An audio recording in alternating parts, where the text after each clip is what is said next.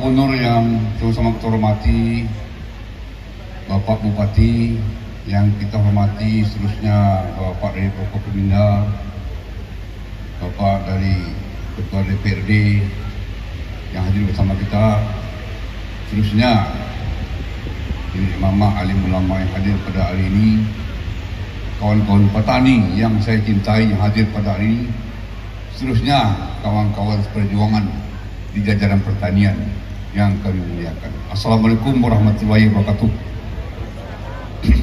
Syukur alhamdulillah kita pada siang hari ini bisa berkumpul di tempat yang berbahagia ini dalam rangka Jambore pertanian, dalam rangka menyamakan derap langkah kita ke depan. Hari ini saya diminta berbicara 10 menit. Lagi waktu 10 menit bagus. Tak boleh lebih ya. Bercerita tentang masalah buka murah. Baik, kita mulai menit pertama. Dari sapi dia akan menjadi daging, darah dan segala macam jadi tulang untuk pertumbuhan ampasnya bernama pupuk kandang setelah 15 hari. Pertanyaannya kenapa tidak bahan aslinya taruh di sawah? Kenapa harus dibakar? Ini pertanyaan. Makanya di akhir-akhir hidup saya ini masih bisa juga melihat orang banyak memakai jerami untuk sawah. Alhamdulillah, ini Pak Bupati mulai tahun ini mulai menganggarkan serius, membuat bercontoh 20 hektar. Ini yang pertama nih Pak Bupati kita ini menganggarkan DPPD ya. Yang pertama, mudah-mudahan ke depan semua daerah akan mencobanya. Beliau juga memberi penyuluh kemarin 2.000 berapa uang? 2 juta kalau salah per penyuluh, asal mau mencobakan per piring sawah. Jadi penyuluh harus mencontohkan.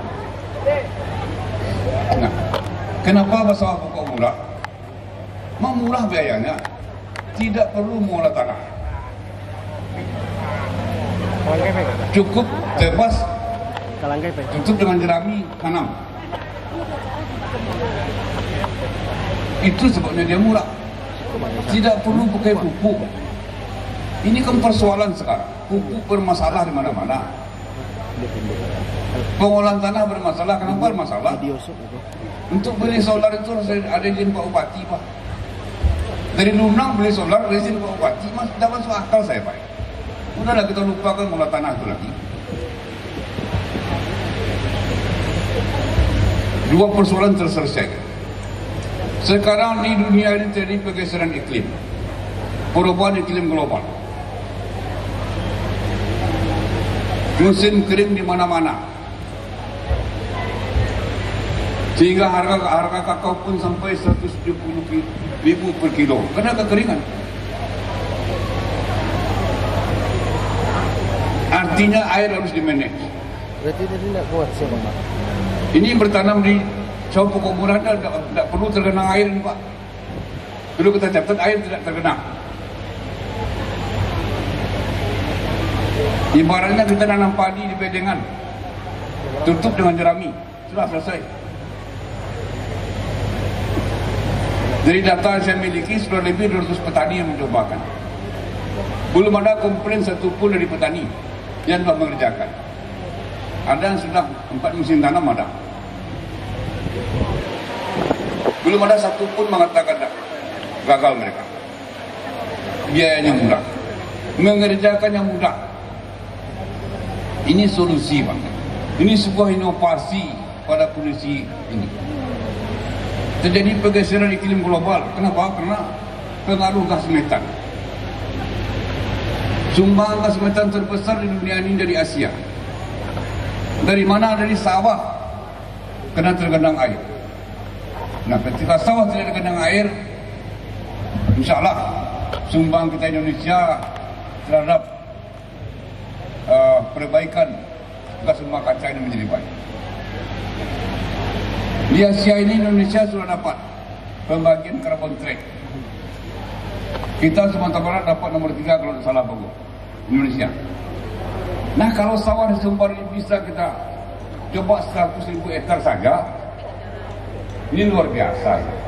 Bisa dihitung nilai karbon itu Pak. Bisa jadi uang itu. Ini kan sudah perjanjian dunia. Insya Allah hasil turun, belum ada komplain. Di PSC ini banyak ini, penggiatnya banyak sekali. Tak satu pun yang mengatakan gagal. Mudah-mudahan petaninya mau menjadi sukarelawan. Petani penyuluh swadaya. Kalau ada SK Pak Bati, alhamdulillah. Kalau nak kerja aja lah, beramal lagi. Beramal. Karena sudah banyak mereka ada ini. Itu gerakan. Itu namanya pokok murah. Persoalan nama pasti terkendali. Saya pastikan itu. Baik keong emas nak akan ada lagi. Karena keong itu akan tidak bisa dia berjalan kalau punggungnya tidak tertutup air. Itu masalah utama. Masalah hama putih beres ya. Karena hama putih itu harus dapat air 1 kali 24 jam. Ini tidak ada air, apa dah? Masalah bereng, yakin saya terkendali. Karena di jerami itu banyak sekali laba-laba. Jangan dibakar. 1 meter sawah pasti ada laba-laba 1 ekor. 1 hektar 10.000 ekor. Kenapa dibakar? Nabi kita selamat oleh dari laba-laba. Apa boleh pagi? Ini perlu pemahaman yang harus yakin kita ini. Harus yakin. Jangan terparuh mana menjauh di mana indah. Jangan bakar. Karena 1 ekor laba-laba itu dia butuh makan bereng 8 ekor per hari. Itu makanan pokoknya. Artinya hama terkendali. Insya-Allah terkendali. Nah, apa lagi? Yang paling itu sama pokok murah adalah mengatasi keracunan EPA Pak Bupati. Umumnya pesisatan ini keracunan EPA ada yang tinggi dan rendah. Pada daerah yang mencinakan, silakan coba kawan petani. Pasti hasilnya naik, ini pasti ini. Kita menjadi terlarang, bukan? Naik hasilnya 25%. Kalau dulu sampai jadi 5%. Karena keracunan EPA itu baru bisa dikendalikan kalau sawah dikeringkan. Terjadi proses oksidasi di tanamnya. Kalau tidak bisa, tersumbat oleh besi akarnya itu. Silakan Bapak Ibu cabut padi yang bersama tindakan pasti merah akarnya. Karena tersumbat oleh besi. Nah kalau kita bikin bedeng, cabut bedeng di tempat itu juga bikin bedeng, pasti akarnya putih.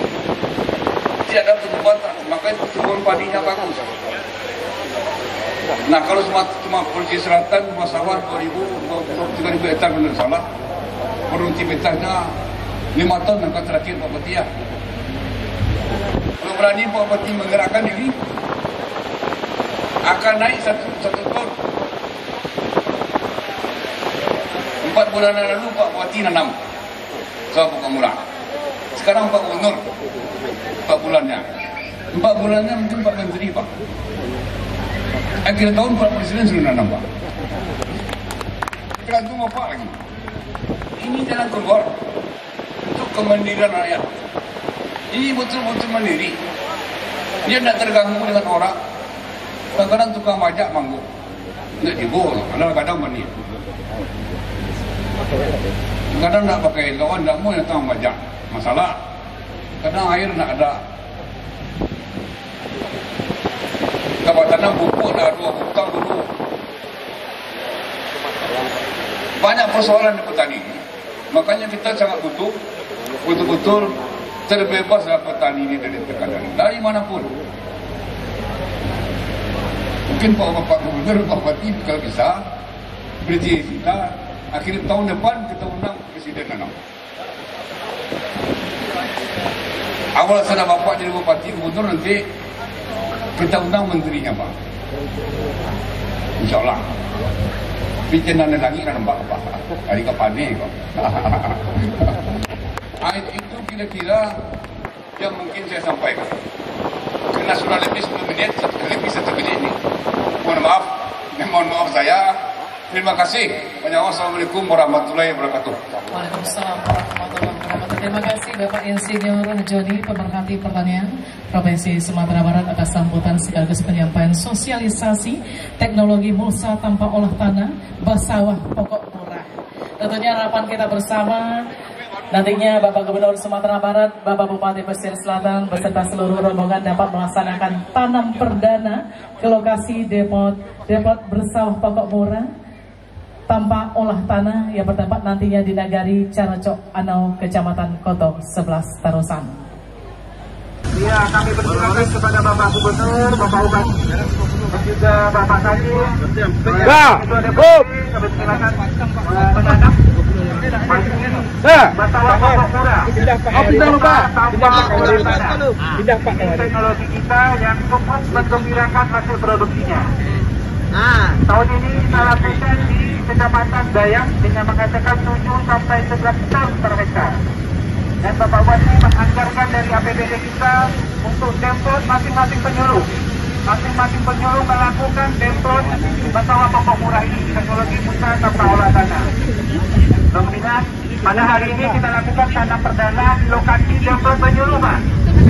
Nagari Setara Nanggalo, Kecamatan Koto 11 Tarusan.